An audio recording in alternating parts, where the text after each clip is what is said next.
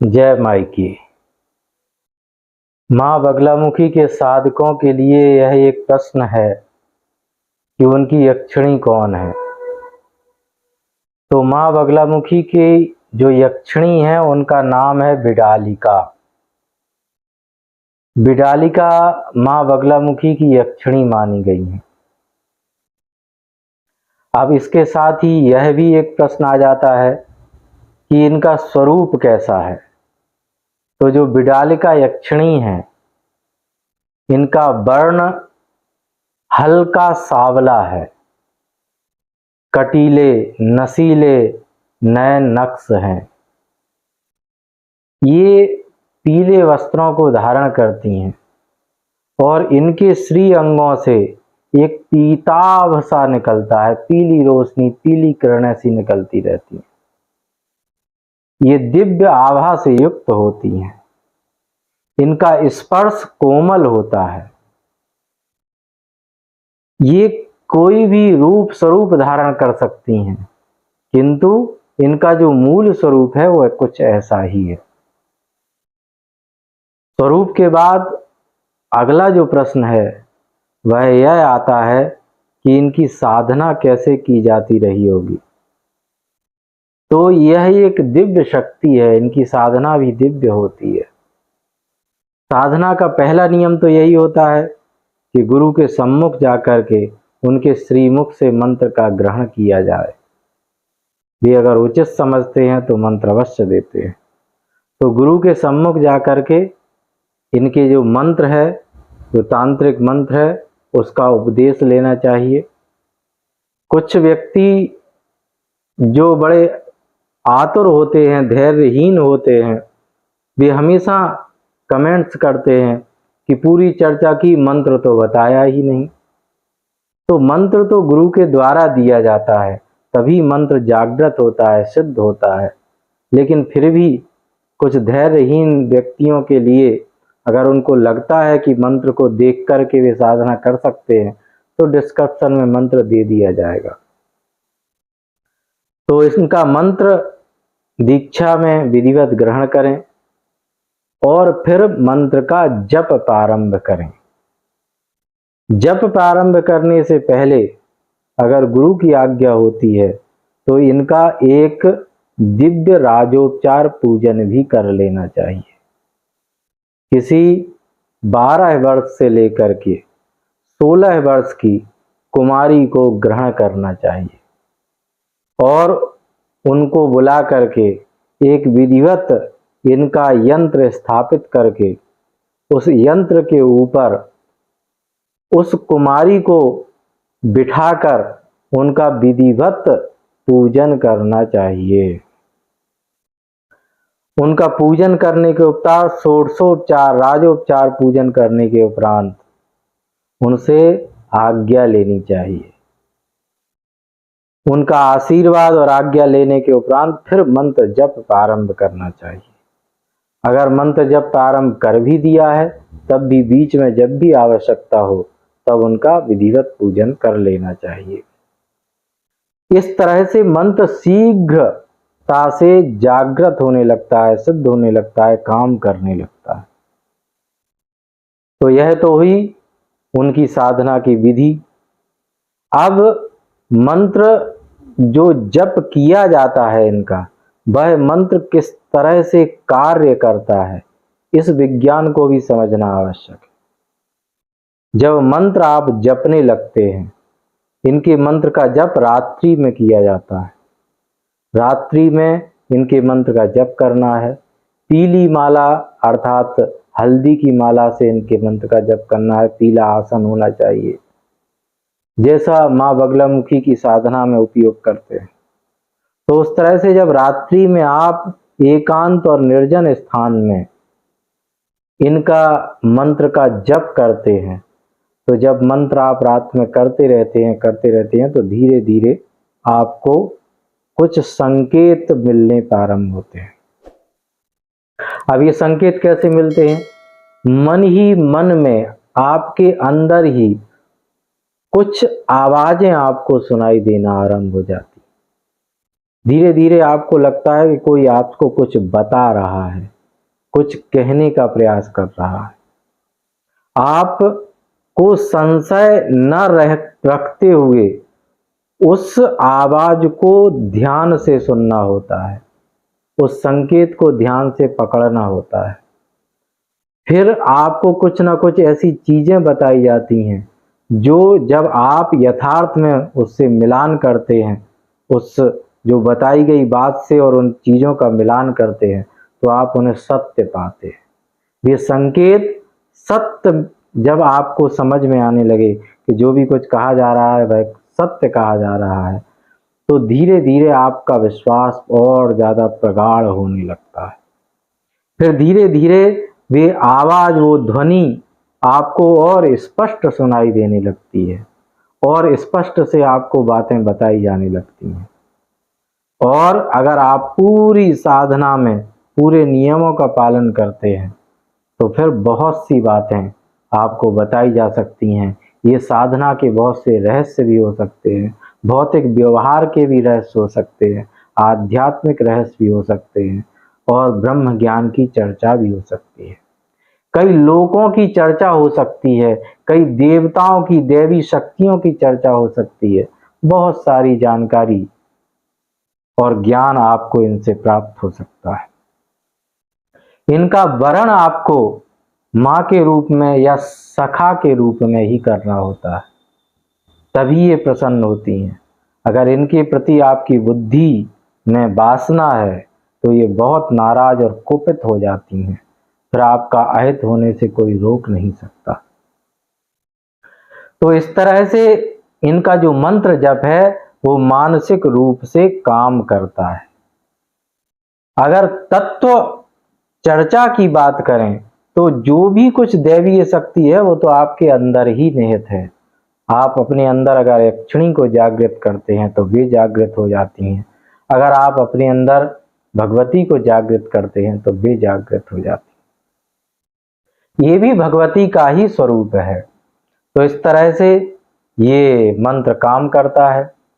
अब इनका जो नाम है बिडालिका, बिडाल माने होती है बिल्ला, बिल्ली, बिल्ली को जो है बिडालिका कहते हैं।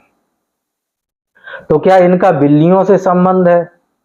कई जगहों पर देखा जाता है माँ के मंदिर में लोग बिल्लियां पाल लेते हैं, बिल्लियों को ही बिडालिका समझने लगते हैं, बिडाल मुखी समझने लगते हैं। बिडाल मुखी भी इनका एक नाम है। तो वो बिल्लियों को पाल लेते हैं, तो बिल्लियों को बिडाल मुखी या बिडालिका नहीं कहा जा सकता, यह एक भ्रम है। बिल्लियों को पालना, पशुओं के ऊपर दया करना, ये बहुत अच्छी बात है, लेकिन बिल्लियों को ही बिडालिका या बिडालमुखी समझ लेना ये थोड़ा सही नहीं है। हाँ, इनका बिडालिका नाम से संबंध यह है कि इनमें बिल्लियों जैसे कुछ दैवीय गुण होते हैं। जैसे बिल्लियों में दैवीय गुण होते हैं, जैसे बिल्लियों में चंचलता होती है। आप बिल्ली को पकड़ नहीं सकते, वह कहाँ से निकल जाएगी, कहाँ से आ जाएगी, कहाँ चली जाएगी, तुरंत दिखाई दे रही है, तुरंत अदृश्य जैसी हो जाती है। ऐसे ही यह भी चंचला होती है। जैसे बिल्ली में चतुराई बहुत होती है, वो कहीं ना कहीं से अपना कार्य सिद्ध कर लेती है, उन्हें बहुत चतुराई होती है। ऐसे ही इनके अंदर भी चतुरता की कमी नहीं होती, बहुत ही तीक्ष्ण बुद्धि होती है इनकी। जैसे बिल्ली ममतामयी होती है अपनी संतान के प्रति, वह अपनी जब उसकी संतान होती हैं तो वो कहा जाता है कि बिल्ली अपने बच्चों को 7 घर दिखाती है, अर्थात वह 7 जगह की परिस्थितियों से बच्चों का परिचय करा देती है, जिससे वे आगे चल करके धोखा ना खाएं। हर स्थिति और परिस्थिति का ज्ञान करा देती है बिल्ली अपने बच्चों को। उसी तरह से यह ममतामयी होती हैं यक्षिणी।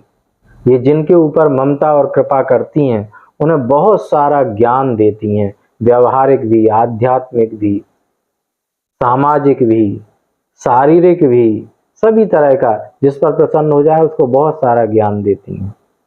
और इनके पास परम रहस्यों का ज्ञान होता है। जैसे बिल्ली को बहुत ज्ञान होता है, बिल्ली को कहा जाता है कि यह शेर की मौसी है, तो शेर को सब कुछ सिखा दिया लेकिन पेड़ पर चढ़ना नहीं सिखाया, ये विद्या उसके पास ही रखी उसने। इसी तरह से इसके पास, अर्थात इसका अर्थ ये है कि उसको बहुत ज्ञान होता है। उसी तरह से जो ये यक्षिणियाँ हैं, यक्षिणी हैं, इनको बहुत ज्ञान होता है, बहुत इनके पास ज्ञान का बहुत बड़ा भंडार होता है।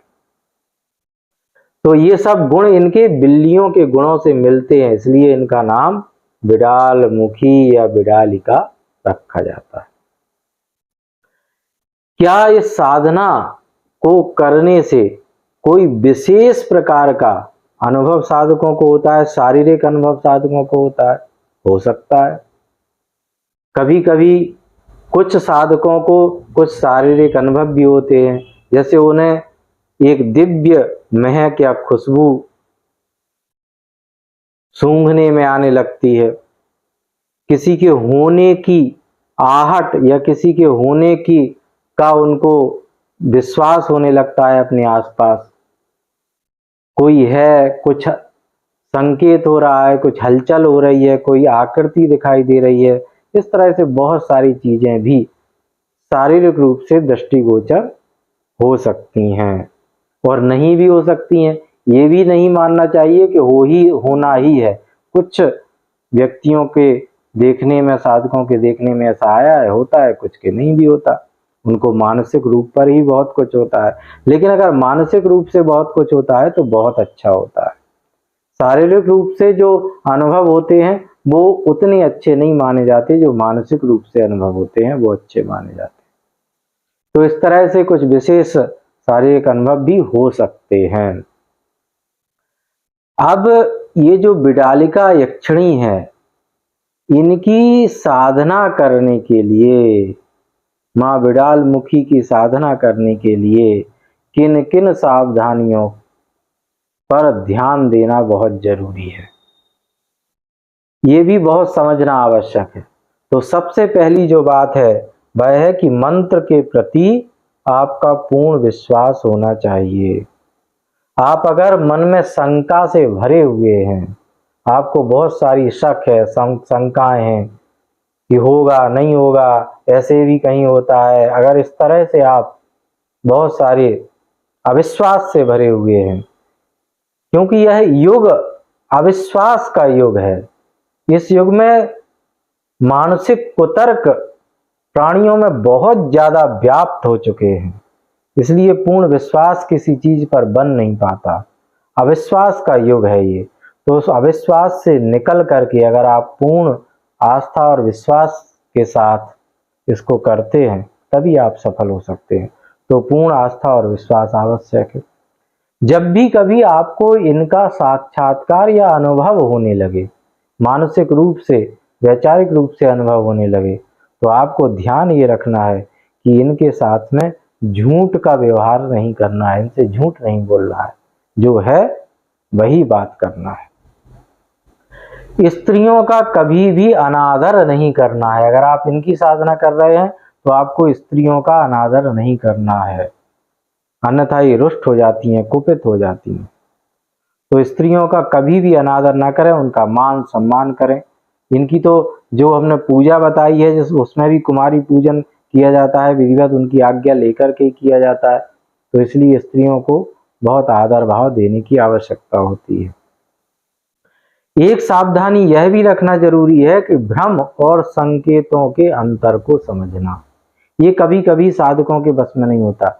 इसलिए उनको गुरु के सानिध्य में रह करके अपने प्रत्येक संकेत को उनसे शेयर करना चाहिए, उनको बताना चाहिए, उनसे पूछना चाहिए कि हमारे साथ ऐसा हो रहा है, इसका अर्थ क्या है, इससे ये क्या, ये सही है या गलत है। कभी कभी भ्रम के वशीभूत होकर के बहुत सारे मानसिक उपद्रवों को ही संकेत मान लेते हैं साधक और किसी से पूछते भी नहीं है, तो वे मानसिक रूप से विक्षिप्त हो जाते हैं, पागलपन जैसी उनकी स्थिति हो जाती है। उनमें कोई दिव्यता नजर ही नहीं आती, कोई दैवीय भाव होता ही नहीं है, लेकिन वे अपने आप को दिव्य समझने लगते हैं। तो भ्रम और स्पष्ट संकेतों में अंतर को समझना बहुत आवश्यक है।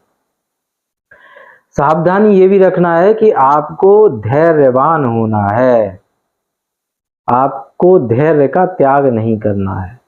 कुछ कुछ साधकों को मंत्र जपने के तुरंत बाद ही कुछ दैवीय अनुभव सामने आने लगते हैं, कुछ कुछ को नहीं आते, काफी समय लग जाता है। लेकिन आप धैर्य के साथ मंत्र जप करते रहिए, कुछ ना कुछ आपको अवश्य प्राप्त होगा। तो धैर्य का साथ नहीं छोड़ना है, ये भी एक सावधानी है। दूसरा, परमार्थ के लिए ही साधना करें। आप लालच के वशीभूत होकर के अगर साधना करेंगे, हम उनको सिद्ध कर लेंगे तो वो हमें ये ला करके दे देंगी, वो बता देंगी, इसके बारे में बता देंगी, ये ज्ञान करा देंगी, ये सब व्यर्थ की बातें हैं। कोई भी दिव्य शक्ति आपकी वासना को तृप्त करने के लिए नहीं होती, वो दिव्य शक्ति आपको दैवीय भाव से भरने के लिए होती है, आपको एक ऐसे मार्ग पर ले जाने के लिए होती है जो परम ज्ञान का मार्ग है, जो मुक्ति का मार्ग है, जो दुखों से मुक्त करने का मार्ग है, ऐसे मार्ग पर ले जाने के लिए होती है। और उसके लिए जब सहायक धन भी है तो जितना सहायक है उस धन से भी वो आपको परिपूर्ण तो कर ही देती हैं, ऐश्वर्य से परिपूर्ण तो कर ही देती हैं। लेकिन आप केवल धन और ऐश्वर्य के लिए, सांसारिक पदार्थों के लिए ही उनको यूज करना चाहते हैं, तो वे इतनी भोली भी नहीं है कि तुम्हारे इस छलावे में आकर के तुम्हारी दासी बन जाए। तो ध्यान ये रखना चाहिए कि परमार्थ के लिए ही इनकी साधना करना चाहिए। और याद रखना चाहिए कि जो चुनने का निर्णय है वह अंतिम निर्णय उनका ही होता है। आप साधना कर सकते हैं, लेकिन वे आपको इस योग्य समझती हैं और वे आपको आपका चयन करती हैं अपनी कृपा के लिए, ये निर्णय उनका ही होता है, आप उन्हें वशीभूत नहीं कर सकते। अंत में एक बात का और भी ध्यान रखें कि परम सात्विक रूप से इनकी साधना करना चाहिए।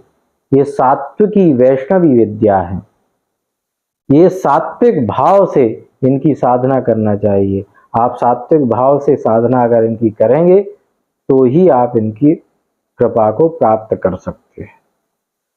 तो इस तरह से इन यक्षिणी की, जो माँ बगलामुखी की यक्षिणी है, इनके साधना के संबंध में ये पूरी चर्चा आपके सामने रखी। आशा करते हैं आप लाभान्वित होंगे। और भी जो आपके प्रश्न हैं आप हमें कमेंट में पूछ सकते हैं।